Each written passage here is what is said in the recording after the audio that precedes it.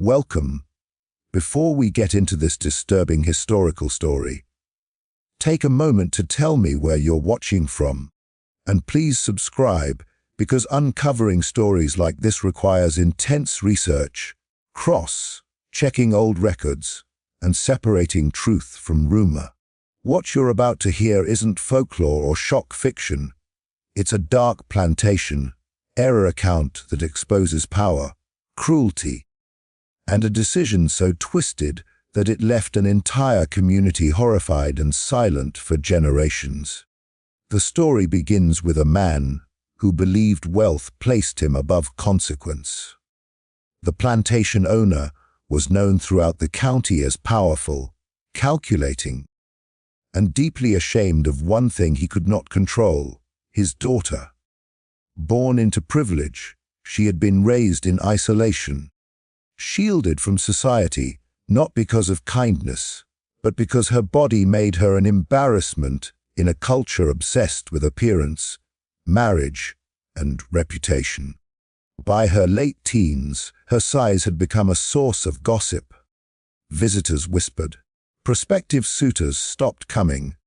In the owner's mind, she was no longer a daughter, but a problem that threatened his standing among other planters. He blamed everyone except himself. He blamed indulgent cooks, lazy tutors, even the girl's late mother. But most of all, he blamed the shame. In that era, a daughter's marriage was currency, a transaction that strengthened alliances and secured legacy. His daughter had become unmarriageable in the eyes of his peers, and that failure gnawed at him. Letters from neighboring families slowed, invitations stopped arriving, and he felt the subtle shift in how other men looked at him. Pride, once wounded, began to rot into cruelty. As the Civil War loomed and social order trembled, his desperation sharpened. Records from the plantation hint that he became obsessed with fixing his daughter, not through care or compassion, but through control.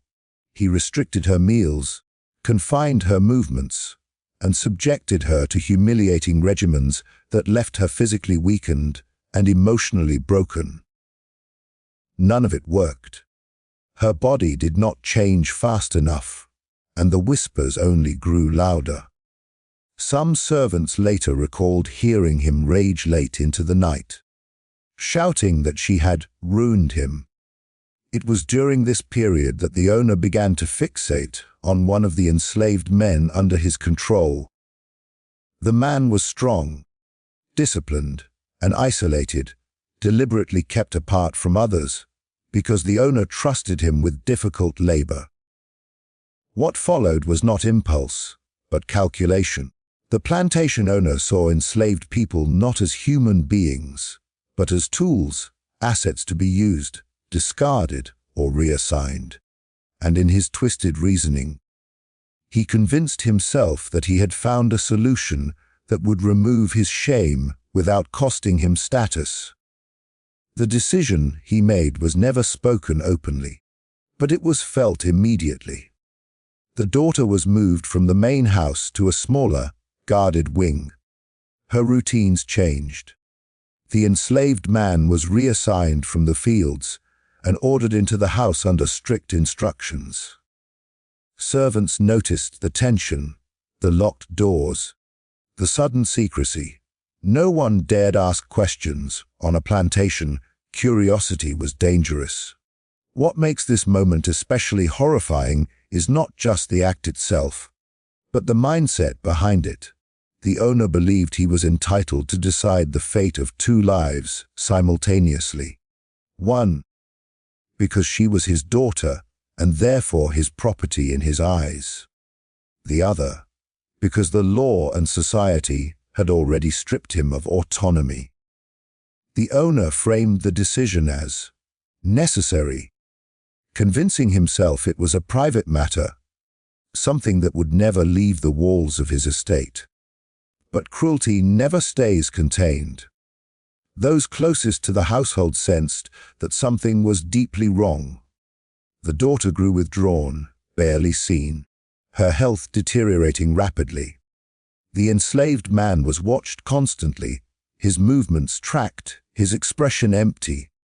The owner, meanwhile, carried himself with an unsettling calm, as if he believed he had solved an equation rather than shattered lives.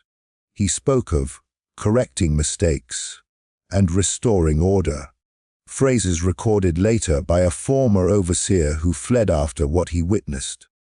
The plantation owner did not consider the emotional, psychological, or moral consequences of his choice. He did not consider that silence breeds fear, or that people notice when routines break. He underestimated the power of human reaction, the way horror spreads even without words. By the time rumors began to ripple through the enslaved quarters and neighboring properties, it was already too late. The decision he made in secrecy had set something irreversible into motion. This was not an act born of passion or desperation alone. It was the result of entitlement unchecked by empathy, power unchallenged by law, and a society that allowed men like him to believe they could rewrite humanity to suit their pride. What followed would expose that belief as a lie, one with consequences far beyond what he ever imagined. The enslaved man placed at the center of this arrangement was known on the plantation as quiet and dependable, the kind of person overseers relied on precisely because he did not draw attention to himself. He had learned early that survival depended on silence. He worked longer hours than most, spoke only when spoken to, and avoided conflict at all costs. To the plantation owner, this made him ideal, not because of strength alone, but because obedience could be mistaken for consent when power was absolute. He was summoned to the big house one evening without explanation. That alone was enough to send fear through him. Enslaved people were rarely called inside unless something had gone wrong. When he arrived, he was not given orders in the usual way. There was no shouting, no whip in sight. Instead, the owner spoke calmly, almost politely, outlining expectations as if discussing livestock or labor schedules. The enslaved man quickly understood that refusal was not an option. On a plantation, choices did not exist, only consequences. What made the situation especially horrifying was the deliberate isolation imposed on him. He was removed from the quarters and housed in a guarded outbuilding near the main house. His contact with others was cut off. Guards were posted not to protect him, but to ensure compliance. Every movement was monitored. Every moment of hesitation was noted. The owner framed the arrangement as temporary, yet offered no end date. Time in this context became another weapon. The enslaved man's humanity was erased in stages. He was no longer treated as a worker, but as an object assigned a purpose. Servants noticed his physical decline, weight loss, hollow eyes, hands that trembled even when idle. He stopped meeting anyone's gaze. When spoken to, he answered in single words, careful not to reveal emotion. Fear had settled into him so deeply that it shaped his posture. What history often fails to record is the psychological violence inflicted alongside the physical control. He was forced into proximity without agency, expected to fulfill demands while being denied dignity. The plantation owner rationalized everything as necessity, never once acknowledging the terror he was inflicting. To him, the enslaved man was a means to an end, a tool to solve a family embarrassment. The law of the time offered no protection. Society looked away. The enslaved quarters began to sense something was wrong long before any details emerged. The man's absence was noticed. His reassignment made no sense. Whispers spread quietly, carried through glances and pauses rather than words. Enslaved people understood danger instinctively. When someone disappeared into the house and did not return, it was rarely without reason. The silence around his removal spoke louder than explanation. Inside the household, tension thickened. The daughter avoided servants entirely. Her once familiar routines shattered. The enslaved man was seen only under supervision. The owner enforced strict secrecy, threatening punishment for anyone who asked questions. Yet fear has a way of leaking through cracks. Even those who did not know the details felt the weight of something deeply wrong. The enslaved man's inner conflict went unseen by those in power, but was later described by someone who briefly encountered him during this period. He was said to stare at the ground for long stretches, as if willing himself to disappear. He spoke once, quietly, to another servant, saying only, "There is no way out that doesn't end in pain." That sentence, passed down years later, became one of the few traces of his voice that survived. What makes this keynote especially devastating is the layered cruelty of the situation. The enslaved man was trapped not only by chains and laws, but by the knowledge that any resistance would be met with violence against him or others. Compliance did not mean safety, it only postponed punishment. The owner understood this dynamic well and exploited it fully. This was not a story of two people bound by circumstance. It was a story of one person stripped of choice and another stripped of humanity by entitlement. The enslaved man's role was forced upon him through fear, isolation, and absolute power imbalance. He was placed at the center of a moral collapse engineered by someone who believed ownership erased accountability. As days turned into weeks, the situation began to unravel. The enslaved man's presence became a source of unease rather than resolution. The owner had assumed silence would keep the arrangement contained, but silence instead bred suspicion. Servants noticed the man's deteriorating condition and the daughter's worsening health. The plan that was meant to restore control instead exposed the plantation owner's cruelty in ways he could no longer fully hide.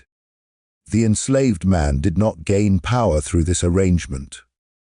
He gained only trauma. Whatever the owner believed he was achieving, the cost was borne entirely by those he viewed as expendable. And while the plantation owner expected obedience without consequence, he failed to understand one critical truth. When human beings are pushed into unbearable conditions, something always breaks. And when it does, the fallout never remains private. The reaction of the household and surrounding plantation community was immediate and intense, though expressed in hushed tones and wary glances rather than open confrontation. Within the house, tension thickened like a storm cloud about to break. Servants who had known the daughter since childhood whispered to one another about the strange behavior of the master, the unusual absences, and the newly assigned enslaved man who seemed to carry a weight far heavier than any task or labor. Everyone noticed the daughter's sudden withdrawal, the way she no longer smiled, no longer spoke, and barely ate.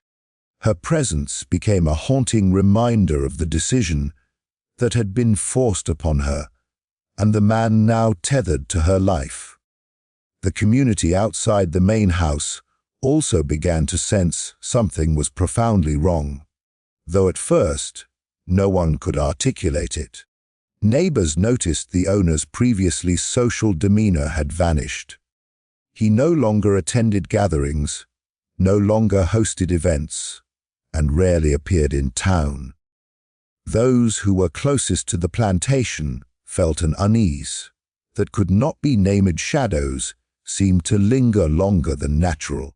The house was always quiet at odd hours, and servants' movements became mechanical, almost fearful. Even the children of neighboring families began to whisper that something unnatural was taking place behind the plantation gates. Fear quickly became a dominant force in the household. Servants were terrified to speak freely, knowing that any curiosity could be punished severely. Observers later recalled that the enslaved man moved as though under a permanent shadow, glancing constantly toward the master and the daughter with a mixture of fear, resignation, and unspoken dread. Meals were silent, work was performed mechanically, and any deviation from the owner's strict instructions was met with immediate punishment. The household, once alive with chatter, laughter, and routine, was reduced to an eerie theater of obedience and watchfulness. Rumors began to circulate, quietly at first, then more openly. Whispers of the daughter being handed over to an enslaved man as part of some grotesque plan reached the ears of other plantation owners and townsfolk. Some refused to believe it, dismissing the talk as exaggerated gossip. Others stared in silent horror when they visited the property or saw the daughter and the man together. Even without knowing the full extent of what had transpired, everyone understood that something deeply disturbing was unfolding. The balance of authority, propriety, and power had been violently disrupted, and the entire social network of the plantation felt the tremors. The daughter herself became a symbol of shame and fear. She no longer walked freely, and servants were instructed to monitor her constantly. The enslaved man, meanwhile, became both a subject of suspicion and a source of quiet fear. His every move was scrutinized, as though he could somehow change the outcome of a situation that had been forced upon him. Observers later noted that his eyes often appeared vacant, his posture rigid, and his expressions carefully controlled. The emotional weight of the arrangement was palpable to anyone who crossed the threshold of the household. The psychological effects were not confined to the household alone. Neighboring plantation owners began to treat the family with caution, avoiding any discussions or confrontations that might expose them to scandal.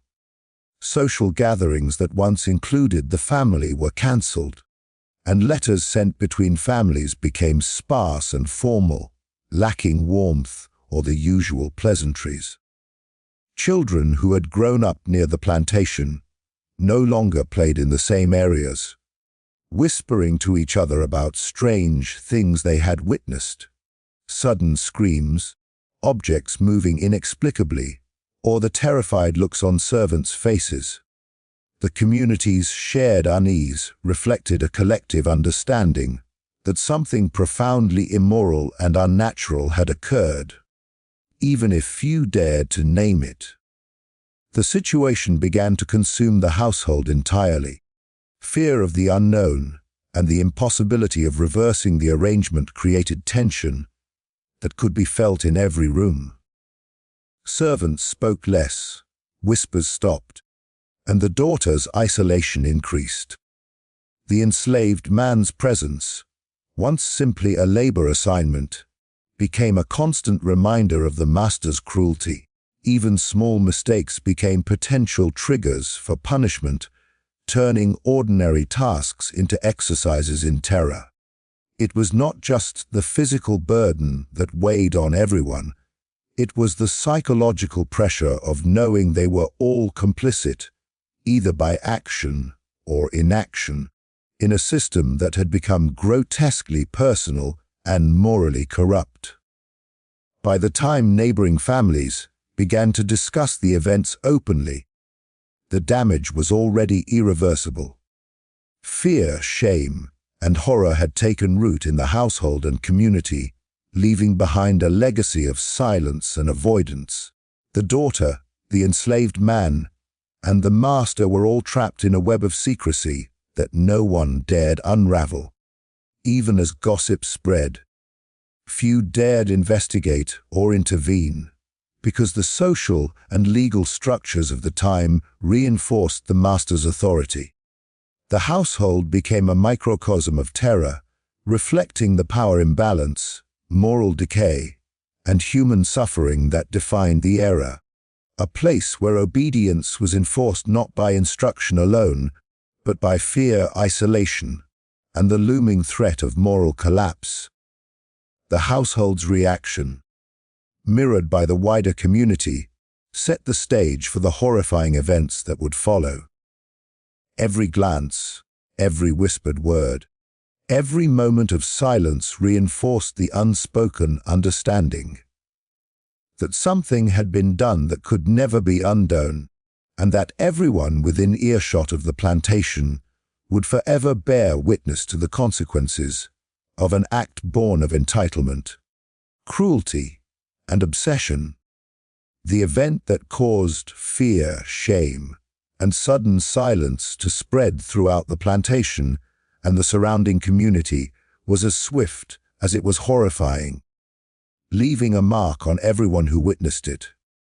It began as an ordinary day, the sun climbing over the fields, the air heavy with the scent of hay and earth. But by midday, something had shifted, a sense of unease that no one could explain. The daughter, already isolated and subdued, had been left under the care of a few trusted servants while the plantation owner attended to business in town. The enslaved man, still confined by invisible chains of duty and fear, moved quietly about the house, doing as he was instructed, but a tension in the air seemed to ripple outward, unsettling even those who tried to maintain their composure. The first sign that something had gone horribly wrong came from the daughter herself.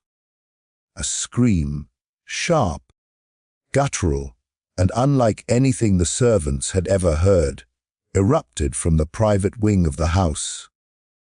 It was a sound that carried the rawness of terror, despair, and physical pain all at once. Those closest to her froze, unsure if the sound had actually come from her or if it was something else entirely. When the others rushed to her side, they found her trembling uncontrollably, pale, and unable to speak coherently. The enslaved man, who had been following the owner's orders in silence for weeks, stood nearby, his own face etched with fear. Though he had not moved from the spot where he had been placed hours earlier. What made the event so shocking, beyond the obvious physical horror, was the immediate chain reaction it triggered. Within hours, a servant collapsed in the fields, complaining of sudden dizziness and nausea. Another, working in the stables, dropped tools and fled the barn, pale and shaking, claiming that a presence had followed him. By nightfall, word had spread through the quarters like wildfire. Something unnatural had happened inside the house, and it had touched everyone in its vicinity. Fear became contagious. People whispered about curses and the wrath of God, unable to articulate what they had seen, but instinctively sensing the danger that now permeated the air.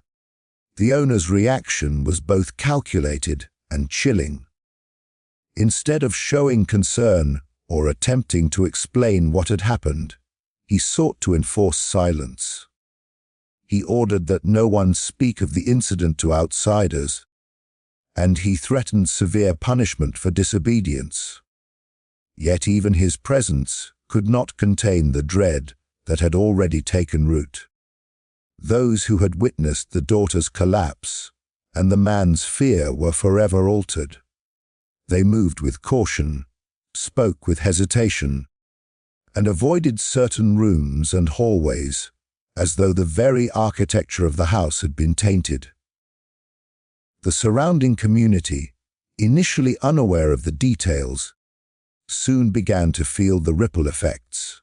Families who had dealings with the plantation reported unusual occurrences, livestock behaving erratically, sudden illnesses, and a pervasive sense of unease when visiting the property. Neighbors who had once treated the plantation owner as a figure of respect and authority now approached with trepidation. Conversations that had been casual became hushed, with glances cast over shoulders and doors shut tightly behind visitors. Fear, once localized, was spreading outward, infecting the social fabric of the area. Psychologically, the event shattered any illusion of safety within the household.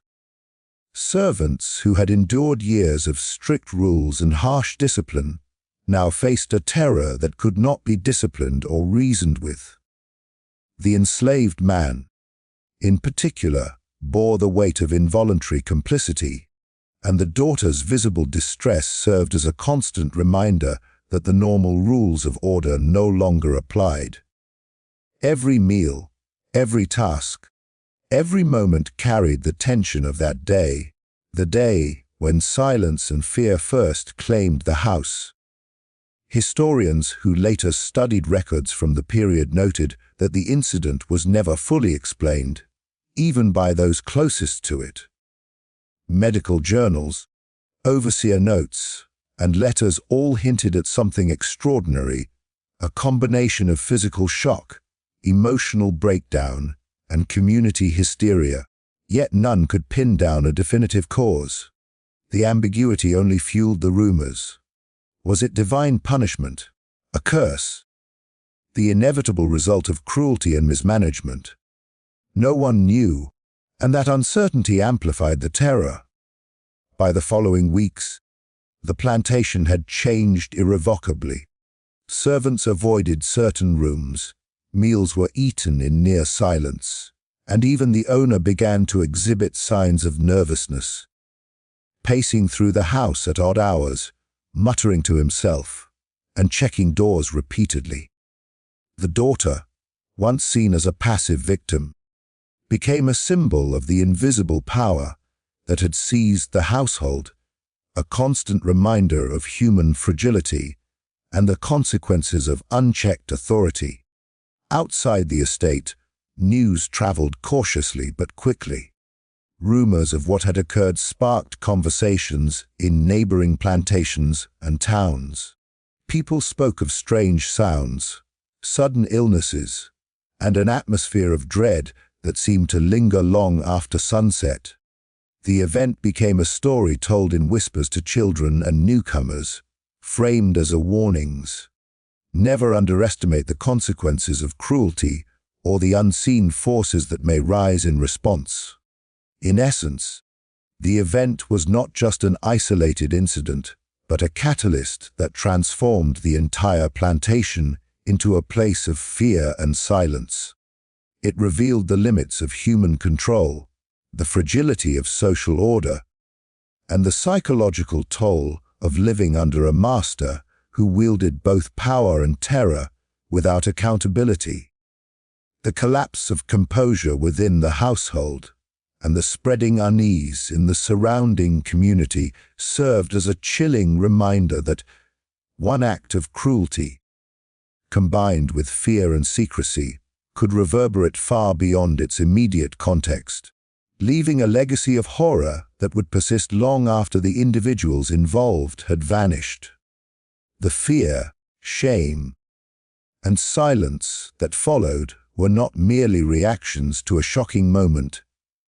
They were the beginning of a pattern, a chain of consequences that would define the plantation's history and haunt the memories of those who survived.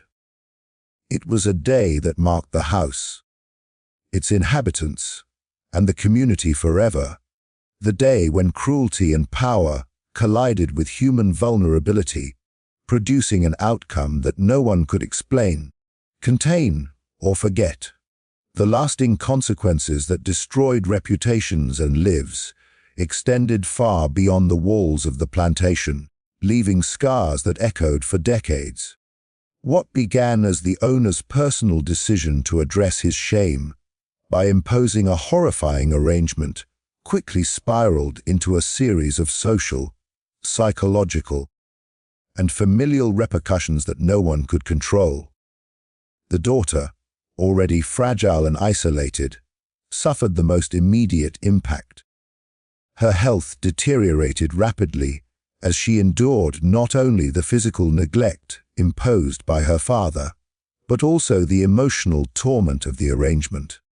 Servants and overseers later reported that she became withdrawn, speaking rarely and eating even less.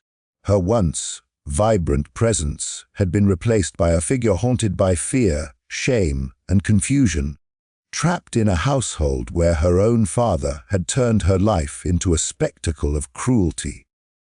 The enslaved man, too, faced consequences that went beyond the immediate trauma of being forced into a morally impossible situation. Though he had obeyed the owner's orders without question, he became a symbol of scandal, fear, and misfortune.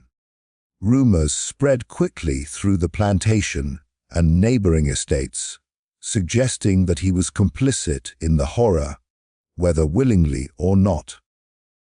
Even those who knew the truth, that he had no choice, were reluctant to speak in his defense. The weight of blame, whispered through quarters and across fences, followed him constantly. Over time, his presence became unbearable both to himself and to others, leaving him isolated, psychologically scarred, and physically weakened from the stress and constant scrutiny. The plantation owner, despite his attempt to maintain authority and control, was not immune to the fallout. His social standing suffered irreparable damage once rumors of the arrangement reached other plantation owners and townspeople. Invitations that had once affirmed his status stopped arriving, neighbors avoided his property, and his peers spoke in whispers about the unnatural events taking place in his household. Business dealings were disrupted, alliances fractured, and the quiet respect he had commanded for years began to erode. No amount of wealth or influence could fully shield him from the social consequences of the choice he had made, and his reputation became inextricably linked to fear, scandal, and the grotesque treatment of his daughter and the enslaved man. Beyond the immediate circle of the household, the psychological and social repercussions spread through the surrounding community. Servants who witnessed the events firsthand were forced to internalize trauma in silence, carrying fear, guilt, and confusion with them as they moved to other plantations or left the estate altogether. The daughter's humiliation and the enslaved man's suffering became stories told quietly in quarters, shared in whispers with new generations of workers. These stories perpetuated a climate of anxiety and superstition that extended well beyond the plantation, creating a legacy of cautionary tales in which human cruelty and the abuse of power could bring devastating consequences. Families connected to the plantation through business or social ties were also affected. Some withdrew completely from interaction, fearing association with scandal. Others faced ostracism when rumors suggested they had knowledge of, or tacitly approved of, the events. Children growing up in the neighborhood heard stories filtered through rumor and fear, internalizing lessons about the dangers of unchecked authority and moral corruption. Even decades later, the story of the plantation's events was recounted with a mixture of horror and fascination, embedding itself into local folklore as a cautionary tale. Legally and socially, the consequences were equally severe. While laws at the time gave the plantation owner broad authority over his household and property. The court of public opinion proved impossible to manipulate.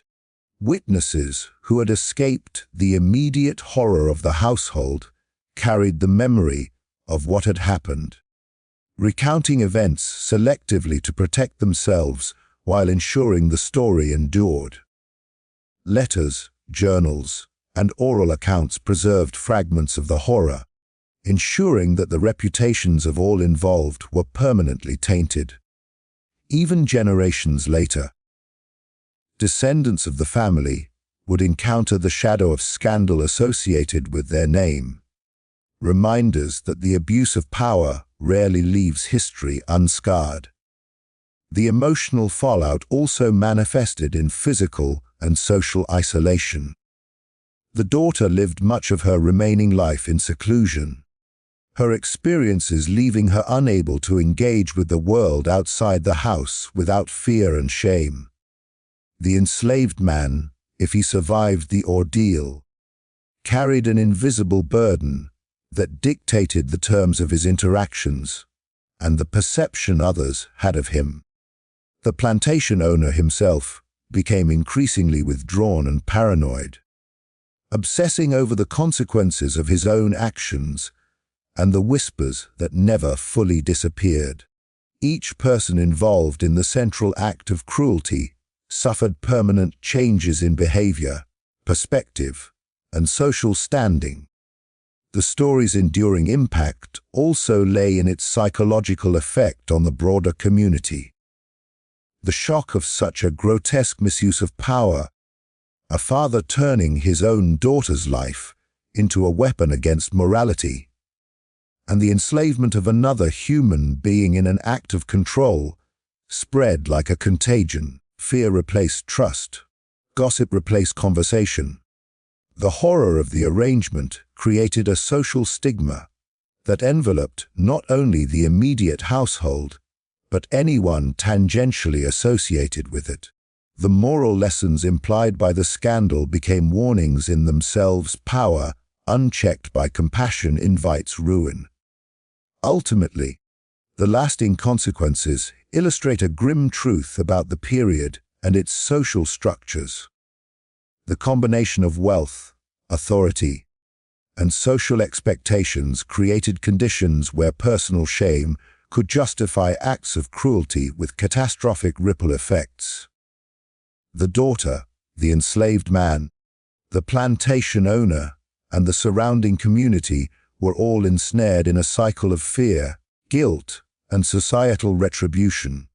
The horror of what transpired did not remain confined to the private spaces of the estate. It extended outward, shaping reputations, influencing behavior, and leaving a permanent mark on the historical record. Even as the plantation eventually faded into history, the story remained a cautionary tale of human cruelty and the devastating consequences of decisions made in pride and desperation. It serves as a stark reminder that acts of violence and moral corruption never exist in isolation. They reverberate through time, altering lives, reputations, and the very social fabric that once permitted them. The horror of that choice, and the consequences that followed, became a legacy, a chilling testament to the destructive power of entitlement and the enduring scars it leaves on everyone it touches.